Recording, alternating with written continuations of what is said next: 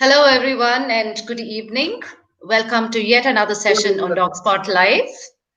So today with us, we have Navaneeth Raj. So before we get into what the session is all about, I'm Subhadra. Subhadra Cherukuri is my name, and I'm from Bangalore. I am a equine assisted therapist, which basically means a special needs instructor for horse riding. Okay, Navneet, I think there is some background noise there, which you might want to close out. Okay, so today we have Navaneeth Raj here. So Navaneeth is the founder of the Bangalore Horse Riding School, a very nice, beautiful school that he runs along with his wife Deepa here in Jakur in Bangalore. So Navaneeth has been into riding and been very passionate about it, been competing for almost 18 years now, and is also the South India convener for the Indigenous Horse Society of India. Right, so welcome Navaneeth, and I will give it over to Navaneeth to make an introduction. Thank you, Subhadra. Thank you very much. First of all, good evening to all. And am I audible, Subhadra? Yes, absolutely, Navaneeth. Okay, so good evening to all. Thank you for giving me an opportunity. Thanks for DogSpot for creating such a nice, wonderful platform. So let me introduce about myself.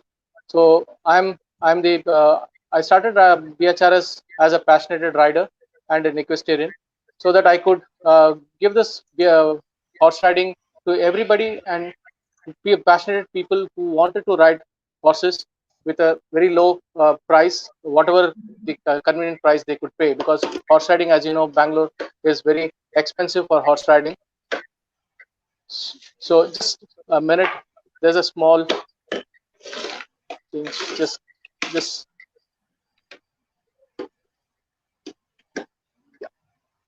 Sorry for it.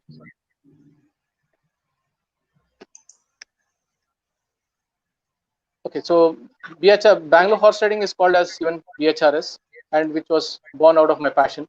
And BHRS is my brainchild. And in BHRS, we have come across a lot of positive vibes with people around when learning horse riding. So that's the thing about BHRS when we started in 2014. And till today, we have been running it very successfully. So we do a lot of programs for school kids, like we do stable tour program, we do leadership program, and we do teach riding, and as well as we do prepare students for competition for national level also. See, that's the thing about BHRS. So Subhadra, can we now? Yeah, so Navaneeth, I had a question. First of all, tell me what interested you in horses? What got you into horse riding? Horse riding as an young boy, I used to always be passionate about horses. Wherever I used to see horses, I used to be always just keep looking around them and collecting pictures of horses and all those things. So that was my first interest, started as a childhood person. Then as I started growing up, so then I started getting into horses very seriously, and that as a passion grew.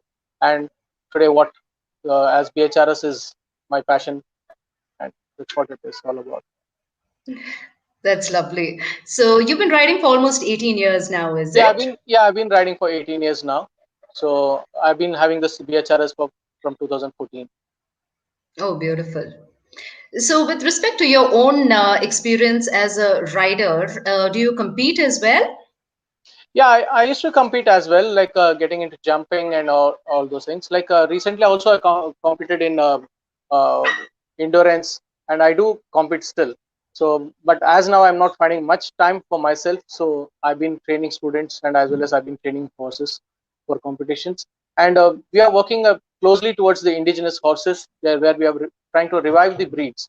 Like we have a wonderful breeds called Marwari, Katewari, and these breeds. So we are trying to revive these breeds very much to bring them into mainstream, which we have lost for a very long time, and which we are bringing them in endurance and all those things. And moreover, we are working trying to bring them to the south a lot.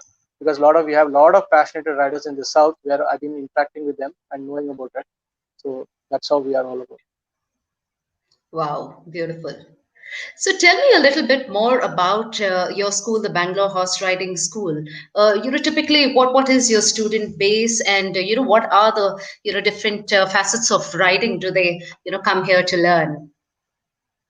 We start from basics. At BHRS, we start from the ground level, from the day one, from the basics we teach them, from basics to intermediate and advanced. When we say basics, as in a person who is the first time who's been sitting on a horse, like the first time in their life they've been touching a horse or even sitting on the horse. That's the time from where we start. So that's the basic riding where we teach them, giving them a lot of confidence, and that motivates them. And a lot of people with whom I've interacted saying that that was their dream to be on a horse or even to ride a horse. I think a lot of people have started riding, and there's no age limit for it, as I see with horses. And we have seen riders from very young kids been riding with us, like from age of 3.5, 4 also, as well as I've been training a lot of students who are even more senior citizens. I'm talking about 55, 60 also, who have been very much passionate Wow. at saying that this is the time, that's what they have found time for themselves after their retirement. Now they have started riding, they've been with us for some time. So I have a lot of students who are very much senior also. Beautiful. And Please tell us about some of your most unusual students. um, there are few students I would like to market. Like there are a lot of small kids who really never felt that they can even ride a horse. Like always stayed away from a horse, thinking that's a very big animal, so where it might hurt them or anything to do it. They're very much scared. The confidence level was very low. Then, as in we started taking them close to the horses, ponies, and touch and feel of them, grooming, and all those things. That confidence now we see a lot in them. Now they have started riding. Now they've become very good riders. And as well, I would like to tell you about Anish Kama, who's with us, and he's a very much passionate rider. And now he's competing in all the nationals. He's last year he won his JNEC junior nationals, as well as this year also he has cleared his REL, the regional league, and now he's qualified for the JNEC again for this year. And hopefully he'll also be competing in the FEI shows also. Wow. So And this boy, Anish Kamath, how old was he when he started riding? he started, I think now he's in 12th grade. So I think he was in his fifth or sixth standard when he started riding with us, and very, very, very passionate rider and very dedicated also. Wow, he's achieved all of this in just 6 years. Brilliant. Yeah. And So tell, apart from that, we have a lot of small kids riding with us, as even Abby is riding with us, and yeah, I got lot them. of Yeah. kids have been riding with us. You know, and a lot of new students who have joined after the COVID. I've seen a lot of there's a huge increase in the horse riding, because a lot of kids feel, and the parents also feel that there is always a need for an outdoor activity, where horse riding gives a lot of confidence. It keeps their like after a horse riding, the kids get really passionate about animals, and they get very well attached to the animal, and they get a very beautiful circle with them, and they have a beautiful time pass with the animal. That's what I see a lot of kids in our riding school. Yeah, I think horses are love of a lifetime. I Yeah, can remember, they're lovely animals. Like the whole day you can just sit and watch them grazing, or even just standing around, moving around. We have a lot of ponies, small ponies, where they're just playing around, grazing around. That's it's really such a nice animal to always see around. I know I You never cannot get forget bored of my it. first ride ever in life, and I don't think I've looked back from there either. Right. So tell me something. What are the benefits of horse riding in your opinion, Navneet?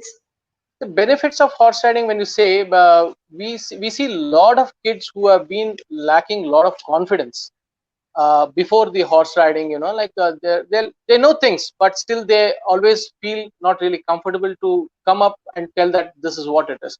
But when they start doing horse riding, we see a lot of kids getting more very much confidence. The confidence level grows, and not only that, their balance improves, their physical activity is good, and the parents have been telling that now after my kid or my son or daughter been after riding horse, now they're very active. They get up early in the morning. They are very alert. Now they are not getting into too much of mobile. They're not getting into TVs. So they're always talking about horses. They always want to watch horse movies. Like it's a kind of a passion, and as in it starts, like it's a kind of basically a good addiction. I can tell you, horses are really wonderful animals, like where you can be always with them around. I like the So word you that's what I used, feel. addiction. I think one of the best addictions ever.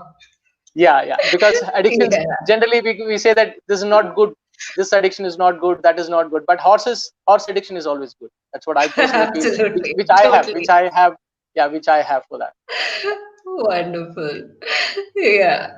So tell me, in India, if one is interested in riding, what are the different kinds of equestrian sport that we have, the different competitions that somebody could do? What are the different facets of riding in India? In India, now we see a lot of equestrian sport which has been growing, as well as in Mhm. equestrian sport, any kid who has been participating can go up to a level of what do you call Asian Games or even Olympics. That's a level they can reach. Equestrian sport is one thing. There is no bar with like there's a girls team separately with a boys team separately. We're competing in a different categories. No, all girls, boys, all men, women participate in all in one category. Okay, there is no discrimination in this sport. In any other sport you have always a women team separate with a men team separate playing around. No, but here in equestrian it is all one, as this to be like a team spirit. And when we call this as a team spirit, it's only between you and the horse. No, like the more time you spend with the horse, the more practice you do, you always achieve. With horse riding, it is more like it starts from the club level. Like when they get into a club level, then they go to a inter club level, then they get into a small regional level, then they get into a state, interstate, then they get into a national level, then they can achieve even an international level. So horse riding is something that I don't see much of a hurdle as in any other sport. Like as you have as in a full team has to perform. If one person is not performing well, again the whole team is suffering. Whatever we see with any other sport, but equestrian is not like that. It's all as a team. It's the team in the sense the horse and the rider is a one team. And we're talking about sport in India now. We see a lot of jumping, dressage, tent pecking, these kind of sports which are growing a lot. And again, we see for that again we have the endurance horses. Endurance also been picking up in India a lot. Endurance is a sport again like a marathon. If people who are new to endurance, like we have been using the indigenous horses in the endurance, which are doing very fantastically. We are getting very good results with indigenous horses. I'm talking about Marwari, Kathavari, Sindhi, or any of the indigenous breeds. What we are Any seeing, particular and reason why indigenous horses are used, as compared to a thoroughbred or any other yeah, breeds? yeah, thoroughbreds are being thorough. The name thoroughbred itself is something like it's thoroughly bred for racing purposes. Thoroughbred horses are the muscle, the whole system. Like in sense, the thoroughbreds are not built for an endurance race. But the Marwari horses are the indigenous horses. What we have are like they're born for endurance, like that. That's the whole thing. So they are doing very good. Like if you see with when you compare with an Arabian horse, yes, there's only horse you could compare is the um, the indigenous Marwar or these kind of breeds. And All like right. you for jump when you say jumping and like you have thoroughbreds only for racing purposes, they are really good. But after the racing, yes, they are good at jumping, they are good at polo, they are good at other sport also. But when you say in jumping, you see the warmbloods. They have been doing Mhm. really wonderful warmbloods. Warmbloods are again a mix of a cold-blooded horses, the draft horses, and the Arabian and the thoroughbreds mix are the warmbloods. They have been doing beautiful in dressage as well as in jumping because they are big. They need a very good hind power to push themselves and just take a leap on the jumps. So that which Mhm. these warmbloods have. So they've been proving very good in jumping competitions as well as Mhm. in dressage. Wow. So Yeah, just I think explain in a the little slide we more. have some. Yeah. Yeah. Could you explain to us what is dressage riding about, Navneet? Dressage riding is a more of a fine riding on a the dressage riding itself is like, like it takes years of practice to be a very good dressage rider. It's not like just like over a night, over a day you become a dressage rider. No, you need a perfect horse for a perfect rider, and that practicing itself needs a lot of practice, and that comes under years of practice. The dressage is more like a fine riding, and there is an arena which 20 meter by 60 meter with all the alphabets marked, and there is a question paper given to the rider, and as in he has to practice and bring the horse in a very settled and a very performed way to ride, like from walk to trot and trot to canter, and again make some circles. It's more like a geometry. You're working on a horse in a lot of geometrical moves. Is more of dressage. Okay, so this means, having very good control over the horse, being able to, Yes, yes, they, do they very need a minute huge, maneuvers. Okay, exactly a huge control on the horse, and the practice also needs a lot of practice on that. wow. And I think really some extremely good teamwork between and, synergy between the rider and the horse. Yes, yes, very much. Yeah. So tell me what actually goes into, training individuals for competitions such as, your jumping competitions or dressage or even, these marathons and stuff like that that you were talking about. Talking about endurance, yeah. So like Endurance, yes. anybody, like when this is for an as an equestrian sport, anybody can do it. It's not like one particular person can do it and the other person cannot do it. It's no like the horse ride, like equestrian sport is something like it's for everybody. Everybody can learn riding. I'm talking about in sense like men, women, kids. Everybody can learn riding, as in they learn riding. They can pick up what they want to. Like they want to get into jumping, they want to get into dressage, they want to get into tent packing or endurance or racing, becoming a jockey, whatever it's they can choose that what they want to, what is that they want to achieve. So that's how it is, and they can get trained on that very much, like getting into jumping or whatever it is. They can get trained in those lines more. So I don't see anybody that is being made for it, but everybody. I've seen a lot of kids who have been coming for us, asking for a general riding. Now I see them as a fine rider in jumping and other disciplines. Wow. I think there's just so much to that can be done with riding in general. So Yes. about horses now, tell me, what is it like to work with them, with the horse as an animal? Horse as an animal is very fantastic animal to really work with them, and as much as you are being settled, the horse is also really settles down as quickly as possible. Horses generally don't trust that easily, but still, as in you are very calm and settled, and the way you approach them, that matters a lot with horses, very much. The more you are calm and composed, like that's the way the horse always looks for a person. So then, as you know, the horses are a herd animal, so they need a leader. So you have to be as a leader to the pack. So with the horses, basically, so you need to approach them in a very gentle way. That's the first point. Is when you approach a horse, you have to be in a very gentle approach. You need, and as in you approach gently, then the horse starts trusting you, and more, and it needs a lot of time. The horse takes a lot of time to trust a person. Basically, they don't trust that easily, so they need a lot of time to trust a person. And as in the approach is good with the horses, they trust and they're so loyal. I've seen with horses. What I mean, it's my own personal experience with horses, and yeah, Wow. I think they're one of the most interesting animals to both interact with and work with.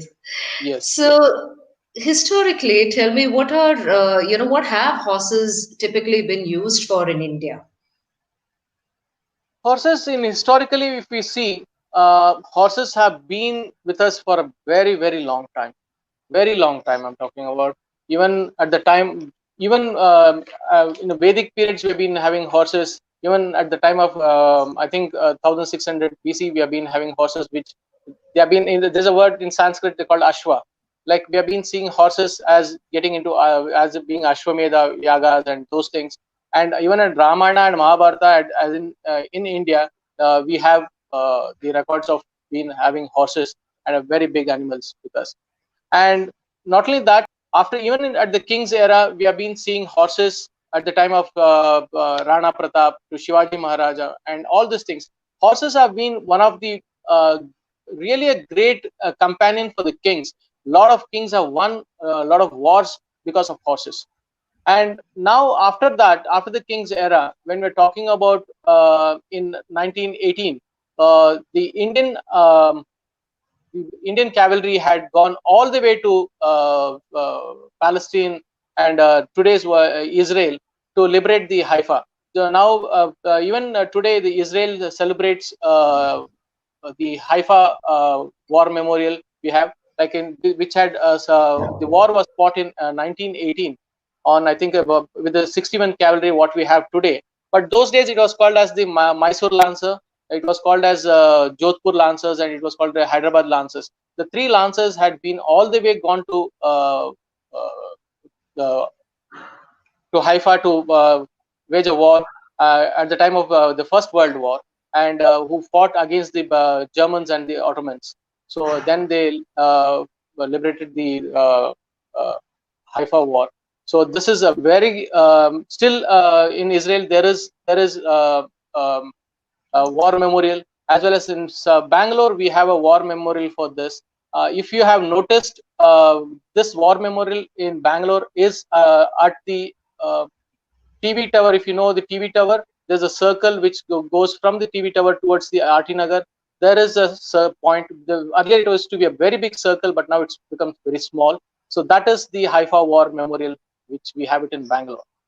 So this Oh, was in 1918. The war was fought by the three lancers, that is Mysore, Jodhpur, and Hyderabad lancers, who had gone horses. The cavalries had gone from here, from India, to liberate Haifa. And now, after that, after I think there's a link. I think you can share the link. People who have wanted to just in the presentation, there's a link, so where you can share that, and people who are interested, they can just go through that link. It's a very nice video made by the 61 cavalry. And after that, I think in 1957 something, like, they merged all these cavalries and made it as one name, as called the 61 cavalry. So now still we have the 61 cavalry, which has been the president's bodyguard thing. And India is one of the country which still has the cavalry horses still being maintained for this president's bodyguard and a lot of other sport. And the 61 cavalry has been doing a lot in jumping and international sport, in dressage, jumping, in polo, as well as tent pecking, and a lot more sport. So apart from the 61 cavalry, now a lot of civilians have come in. And as you know, Fuad Mirza, who's been a very good rider from Bangalore, Dr. Mirza's son, who's been, now he won the Asian Games also for and got silver to the country. Now there he's focusing more on the Olympics for jumping. So these are the histories of horses. And yeah, so there is again a mix of thoroughbreds and all those things at the time of English era. So, but actually, if you want to know really about the Indian horses and the history of horses, I think we need a lot of time to talk about it, and I think you need a separate session for it. There yes, is a and lot we, of we are information on planning that. another session on the Yeah, breeds of yeah. indigenous horses, and I think you're the best person to talk us through that as well. I always am there. So because there Right. are a lot of, like, the war horses of India are at one point of time, they, from war to, they completely were, they transferred to the marriage horses, and now we have been reviving them back to sport, and which they are performing very well. So it will be really a nice, interesting subject next time whenever we talk about it. Beautiful.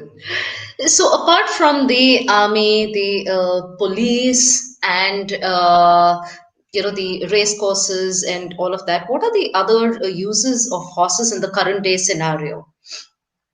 Yeah, also apart from the weddings that we have in North India. Sure, sure. Apart from that, now we see lot of horse shows happening. You have like how we have the dog shows. We have Mhm. lot of horse shows happening in the North India as well as in South. We have one place called Andiur, which is close to Erode. So there we have yearly once there's an show happening. There are a lot of horses who come participate in these shows. Like you have a different categories of shows like Marwaris. You have Sindhi. You have Nukras, the white horses, and we have a lot of those things. And apart from that, these I would like to tell you about this Andiur place where the horse show happens. It's been a very old one. It is from the day of times of Tipu Sultan and his father Hyder Ali. These melas been happening at Andiur. Now it is more refined to be like a horse show, but it was more like a mela which is happens, and they used to bring horses for their cavalries from there. So that's a very nice thing happening in South India. It's the only place I see in South India where there's a mela happening. If not in North, you have Pushkar, you have everywhere. A lot of foreigners who come to visit this horse fairs and to see horse shows. Apart from that, we see a lot of horses in the endurance. We see the endurance sport is picking up a lot in India. Apart from that, we have general riding. We have the riding schools been using horses. We have been seeing a lot of farm owners been having horses as a passionate riders, and we see a lot of trend which has been picking up. I think you also been working with one of the horse called Jerome for a lot of kids, which helps them in their therapeutic riding. Yes, we, I we think, work with yeah, special needs children. Yeah, that's yeah. right. So And yeah, yeah, there's Jerome. a lot of, yeah, yeah. So that's really, really very, very much now the equestrian and the horse trend has been in India for quite some time. Wow. So tell me, Navneet, what goes into maintaining, raising and maintaining horses? I should When we imagine say it's a big job. Yeah, when we say raising and maintaining our horses, that again depends where we are maintaining these horses. If we are talking about, if you have your own farmland, if you have a place where you have a very good pasture for the horse, then there's nothing much about it. If not, like in Bangalore, if you want to maintain it, then yes, you need to buy from grass to water, everything you need to buy in a commercial price. Yes, it is a very expensive affair to have a horse in down south here. But in north, again, the things are different, because the bedding you don't need to, because there's a lot of sand there, and not only that, the vegetation there is much better than the down south here. So that's the whole thing. So, and to raise a horse, I see, um, like again, the fodder, those kind of things is very important for horses, which if we can produce those things, then it's good. And like horses are always, like when it comes to feeding and those things, 24 bar 7 they need water, regular diet they need, and the grooming, vet, again you have the dentist, again you have deworming, a periodical deworming to be done. So these kind of things, lot of these things are involved in this. And horseshoeing.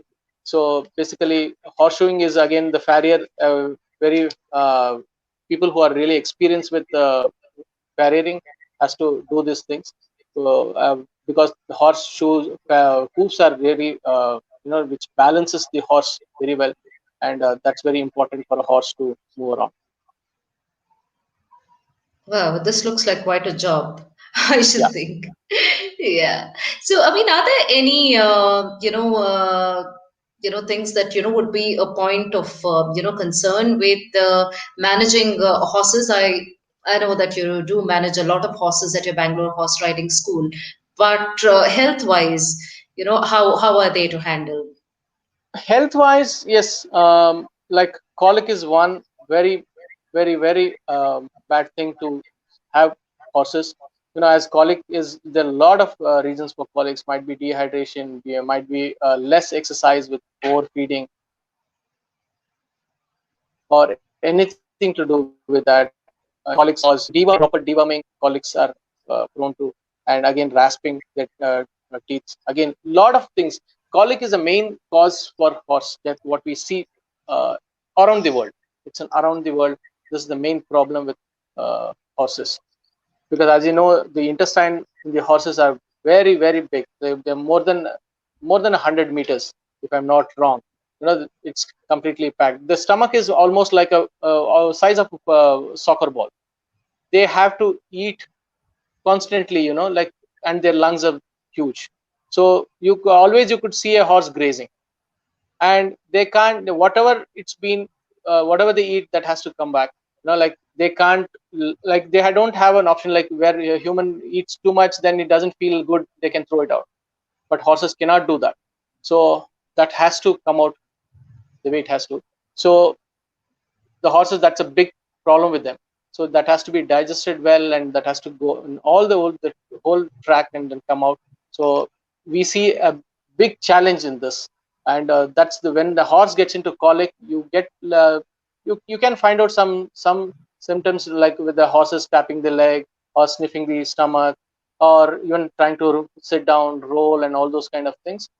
So this is the time, that's a golden time for you to initially, if you suspect that the horse is getting into colic, that's the right time that you need to start giving painkillers or whatever, or even approach a vet. Or if you find a vet close by, nothing like that. That's the big challenge what we have in India today now, as well as in Bangalore. Like finding a vet is a Yeah. big uh, A challenge for huge us. shortage of equine vets, I should say. Yes, yes, yes. Because we have a lot of vets, but not who have been practicing in equine. Yeah. Wow. So it is really a challenge to own and maintain horses. Yeah, So it's a tell huge. me, what is the procedure for training a horse? What happens, from the time the horse is born to the time it can be ridden or ridden for different purposes? Again, like when you're talking about training a horse, like um, we have like, again, like when you're talking about training a horse, it is like, a person first needs to understand the horse well. Like the person needs to understand the horse well, and he has to be first calm and approach the horse in a very calm up manner. That's the first thing. And first groom the horse, touch, feel, make the horse comfortable. And you need to earn the trust from the horse. Then you can slowly start grooming the horse. Once the horse is comfortable, then you can slowly place your tags on that, like your saddle, bridle, and your bit, and all those kind of things. And then slowly take the horse for a small walk. Once the horse starts feeling comfortable, then you have a small exercise called as lunging, where we attach a lead rope to the horse a bit, and without a tag, first you need to start lunge both the sides, clockwise and anti-clockwise, where the horse starts taking your command for walk, trot, and canter also. So where you start controlling the horse with your voice command. So this is the kind of an exercise. First, you have to start with the horse, then slowly start tacking the horse again with a lead rope with a lunge line, and this is called as a lunging. This is a very good exercise for the horse, where you need to do every day with horses, not for a too long time. Just 15 minutes on the clockwise and 15 minutes on the anti-clockwise, or even 10 minutes of each side is good enough for a horse. And when you're lunging the horse, you need to see the surface, like where you're on a soft surface, soft sand, or to more of you can't lunge a horse on a hard surface. So that's very important. And once you start doing this kind of an exercise, then slowly, if a person is well experienced, then he can slowly start mounting on a horse and slowly taking for a small walk and start trotting the horses and getting into small uh, riding skills, and introducing the horse in a very small level, like might be from a pole to even a small trunch or anything to do with. You need to go step by step. You can't rush the horse at once, or even you can't push the horse beyond a limit. Then the time it starts refusing, or it loses the trust, then you are spoiling the horse. So it is always better to go every day, like you need to start keeping doing things one by one. It's more like a small kid in your hand. So you can spoil it, or you can mold it in a much better way. So that all depends on the rider or the trainer who handles the horse, how calm and composed he is, and that good the horse comes out. So typically, at what age are horses? When does their training begin? When we talk about training beginning, then there are different part. Like when you're talking about race course, the thoroughbreds Mm-hmm. from the stud farm, they come at the age of 2.5. 2.5 years. When they are 2.5 years, they from the stud farm they go to the race course. They, as a baby, they have been trained there. They are trained for small level of small level mock races and those kind of things. And at the age of 3, then they start their real racing time. And till 8 years they are good enough to race in Bangalore. And as well as after 8, they are uh, going to the different race courses like Mysore and different places. And this is the time they start. And but only thing is, with race course, the jockeys, as you see, they are very light. You're not supposed to put too much of weight on their back, because horses grow till at the age of 5 to 6 years. They grow. The complete spine grows at the age of even 5 to 6. It grows. So you can't put a overweight person on a horse and make the spine, like like the back weak on the horse. So always it is better to put 20% of the horse weight is good or ideal enough to ride. So whether it might be a baby, it might be an adult horse, but still for a baby, it's always better to you give a very light rider, roughly who is a very well experienced and a very light rider is always better on a smaller baby young horses. So I mean to say, like you have a light riders, like 45, 40, 45, 50 kilos of weight. That is good enough for a baby horses.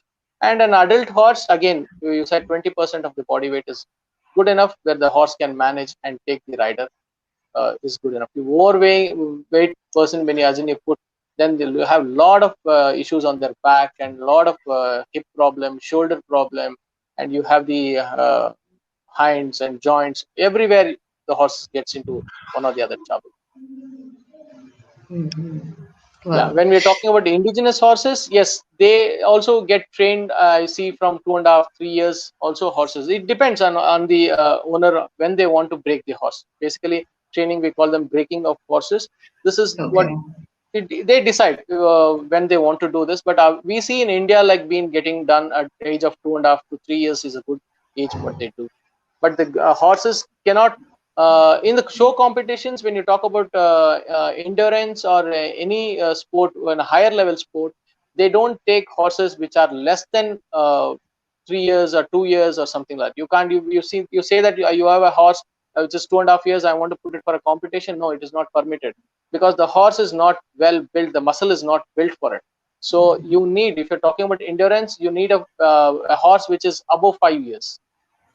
Then only you might have a horse, but you can't ride it in the competition. If you want to ride it in the competition, you need a horse which is above 5 years.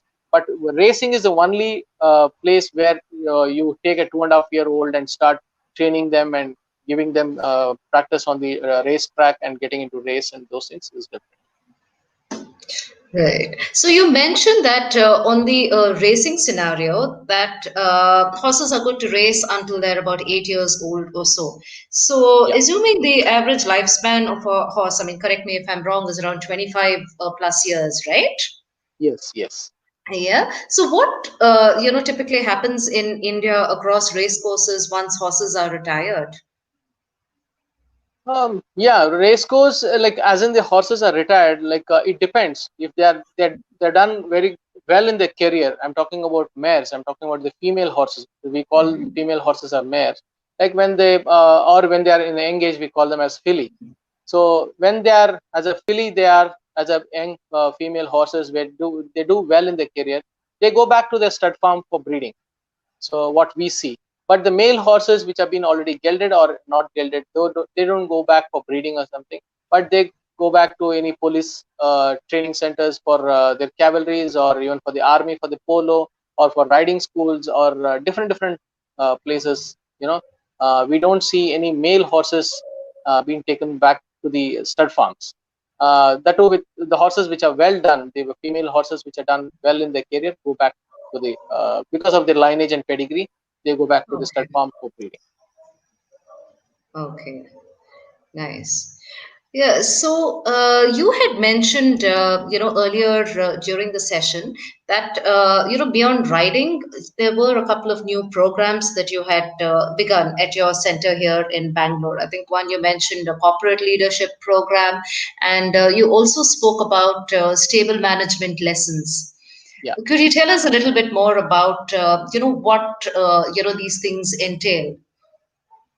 Stable management program, if you're talking about people who want to own a horse, basically, like somebody who is planning to own a horse, or somebody don't want to ride, but they want to be around the horses. They want to know about horses. What do they eat? How do they live? How do they stay? What happens with horses? Basically, what is a horse life?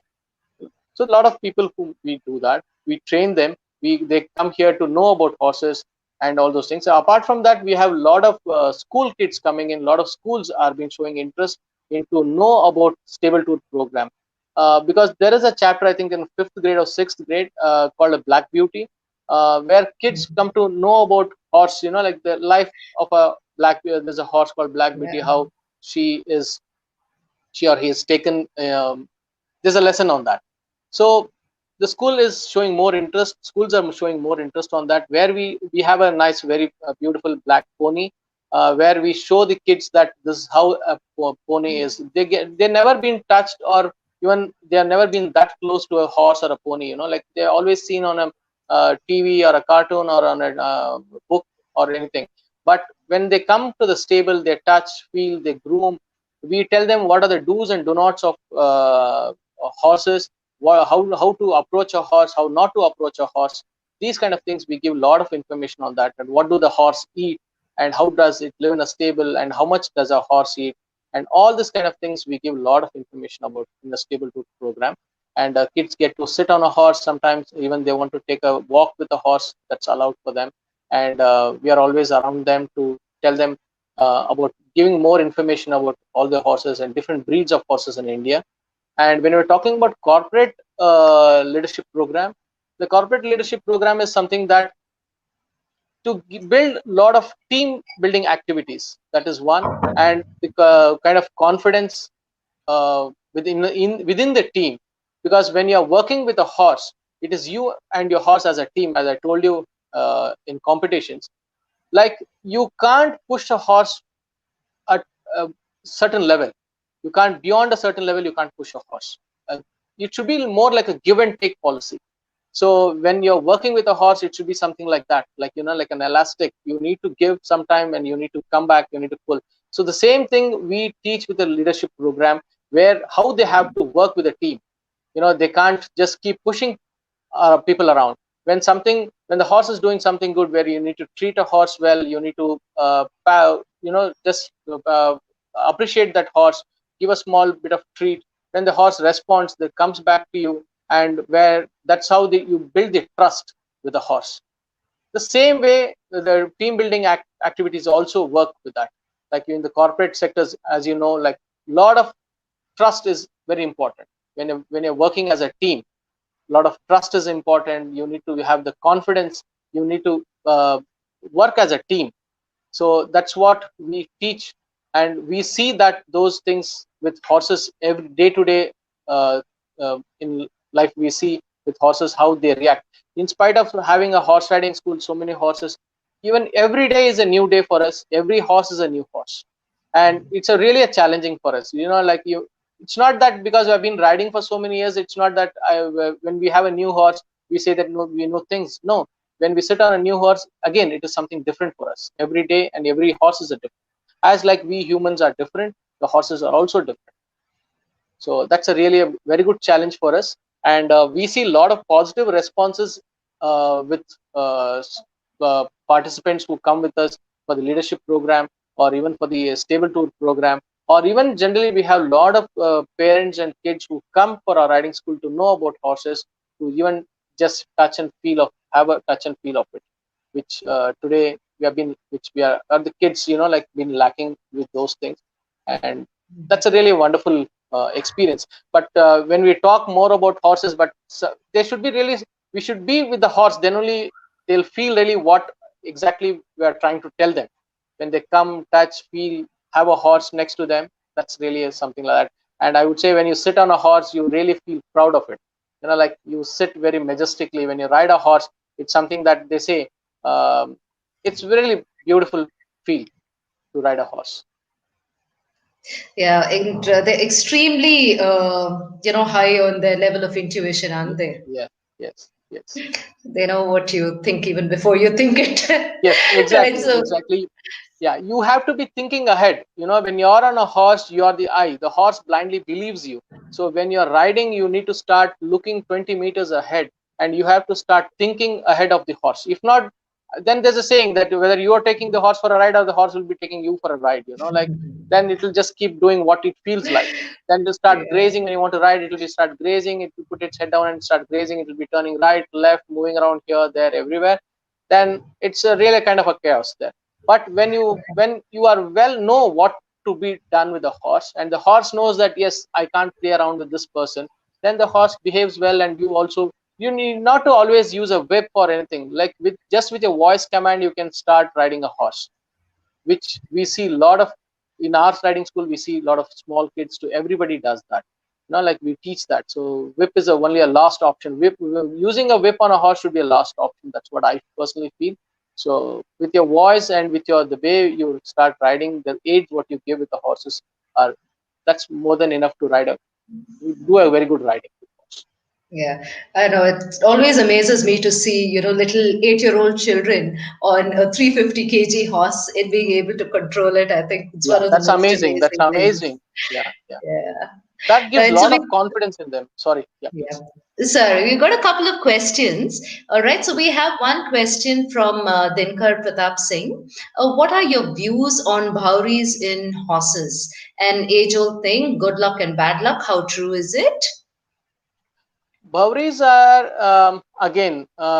If I'm not wrong, yes, there are a lot of books written on these things in the north. Every family has about it, and we are talking about the indigenous horses. I'm talking about when we don't see these Bhauris in the race horses.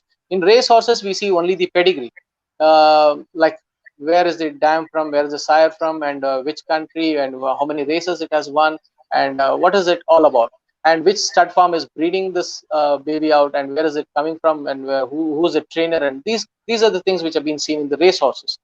But when we buy an indigenous horse, when you buy it for your personal riding or for your home, yes, a lot of people say that Bauris are very important. And there are few Bauris which are said to be good and said to be bad.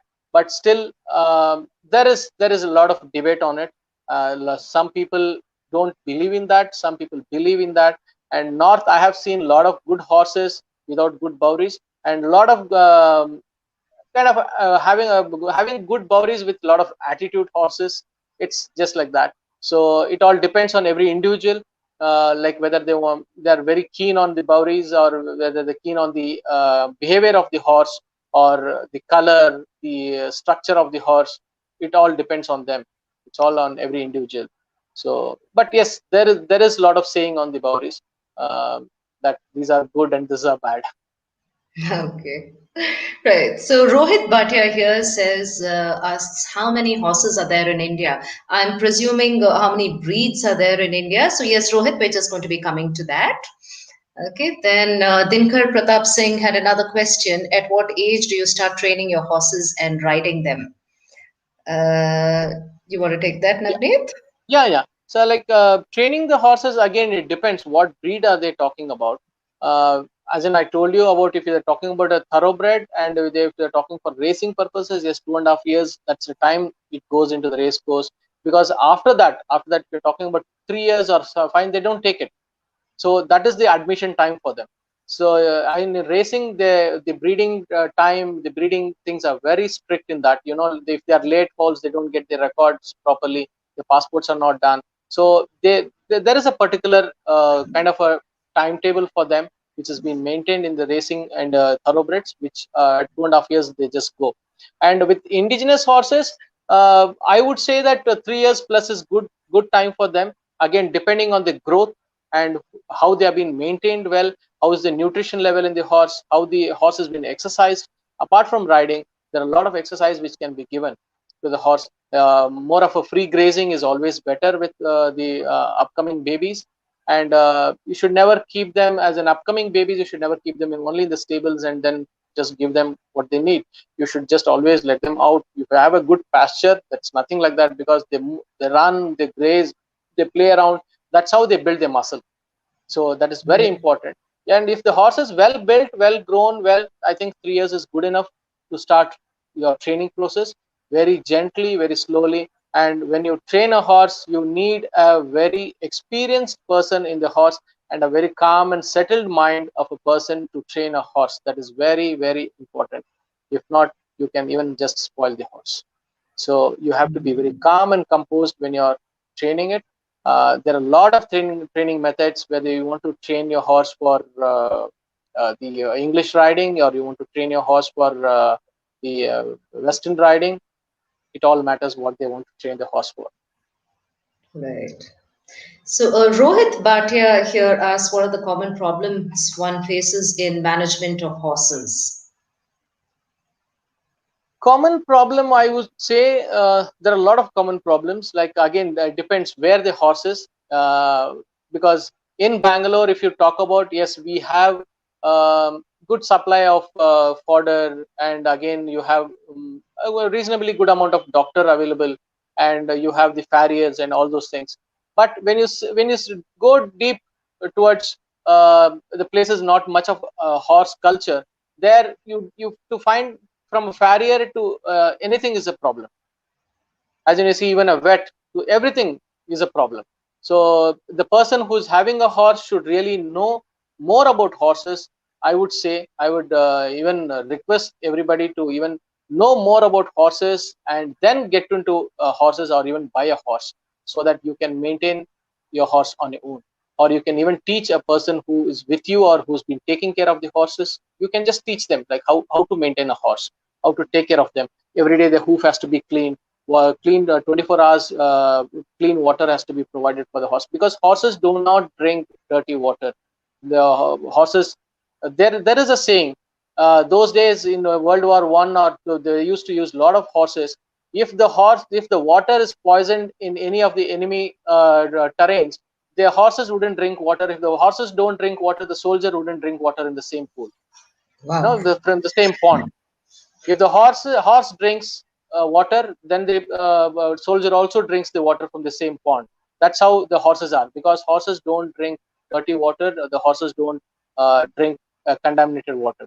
So that's very important, because they can sense any kind of mix in the water. So they are always very clean and very sensible animal. That's what I see. Wow. So that's how, like, again, grooming to everything comes in.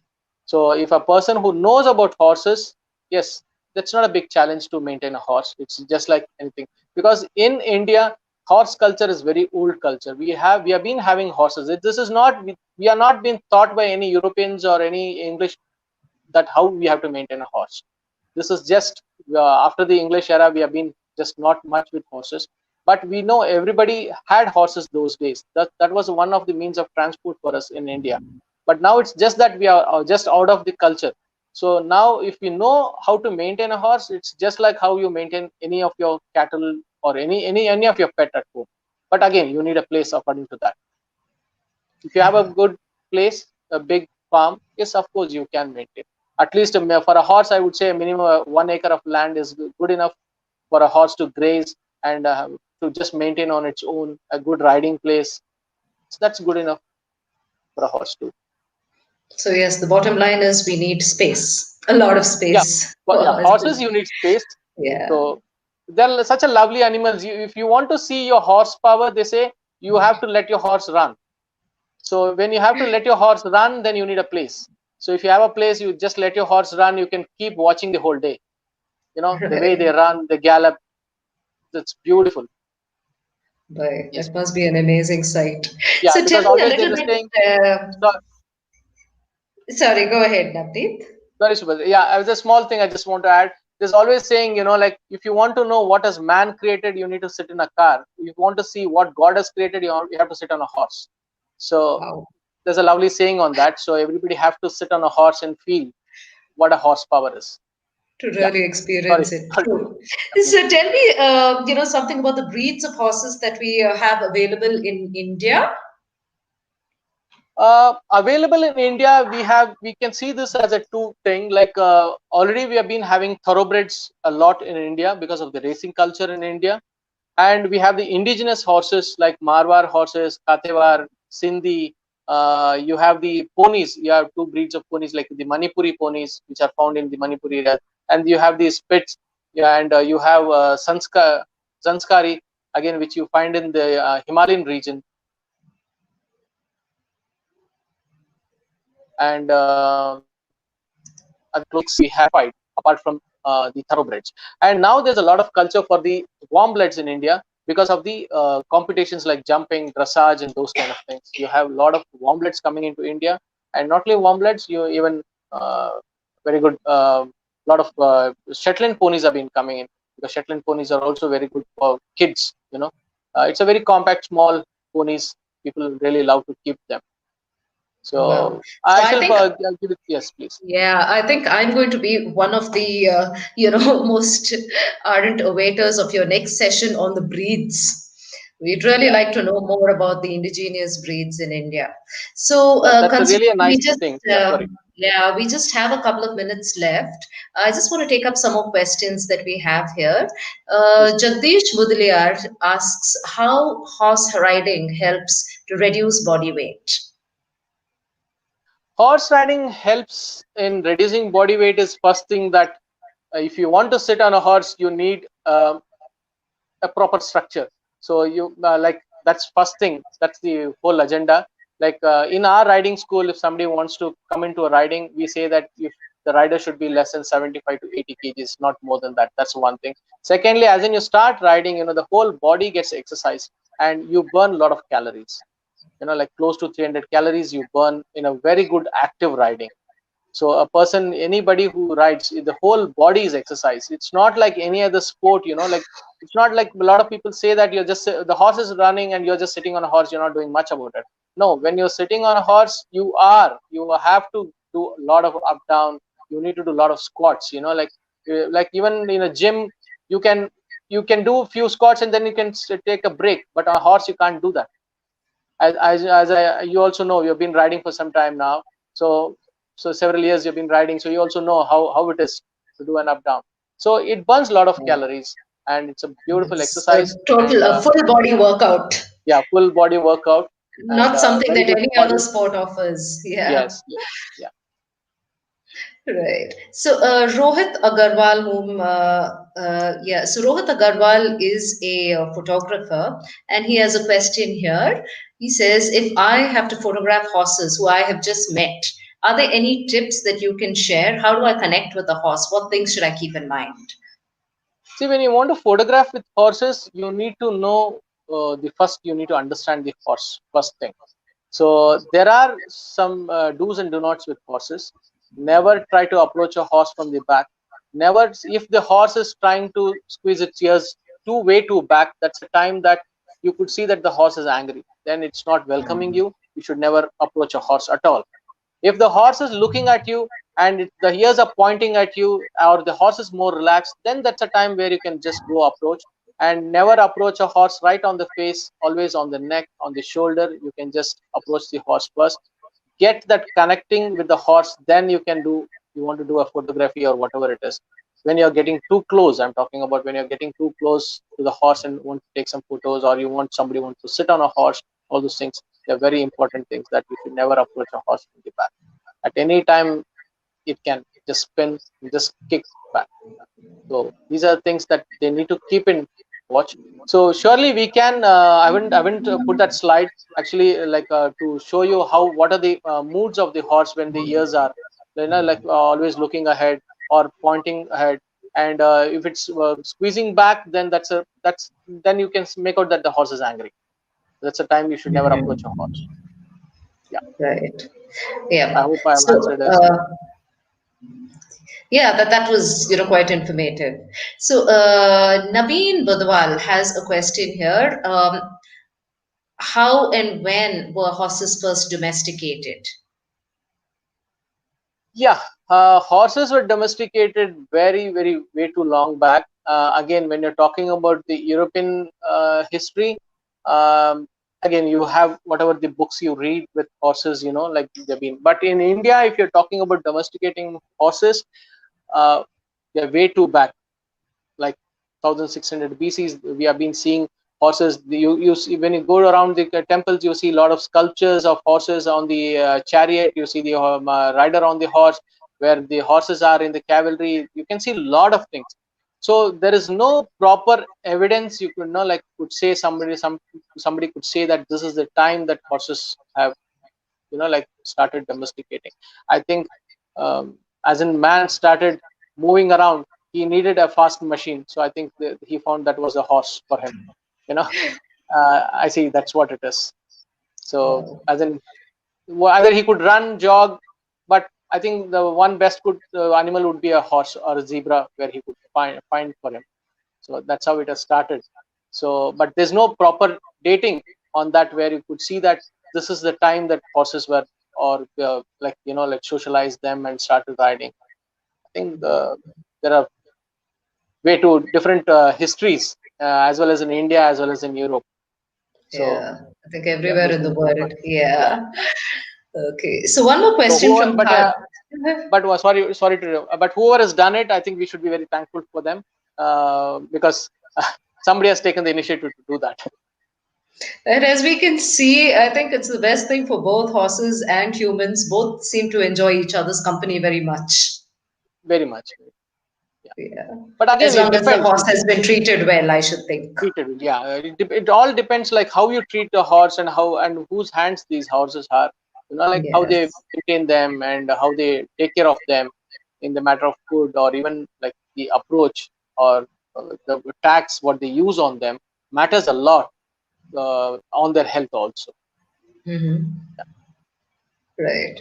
So we have one last question from Kashi Vishweshwar. Apologies for having tuned in late. Have you covered about how much does it cost to feed a Marwari horse per month, and what is the feed? um, like when you say as a month, like what I would say is, like you can calculate in a day base. Like it depends how big your horse is, and what is your purpose of keeping the horse. Sorry. So for example, you can't feed a horse too much and with a less exercise. If you are exercising your horse well, yes, 3 to 4 times also you can feed in a small proportionate, roughly around a Marwari horse. Again, you need to see how big the horse is built with. Like whether it's a baby or a well grown adult male stallion mares, or whatever it is. So you have to always divide the feed in number of feeds, like 3 4. Even sporting horses get 5 feeds a day, roughly around 2 kgs a meal. Roughly, we have a horse in our stable. It gets five meals a day. So like we feed 2 kgs per meal, and it's roughly like that. And he's such a big animal, and he weighs around close to, if I'm not wrong, 500 and plus. He's weighing now. So it depends what kind of sport you're using them, because we are using for jumping and general riding.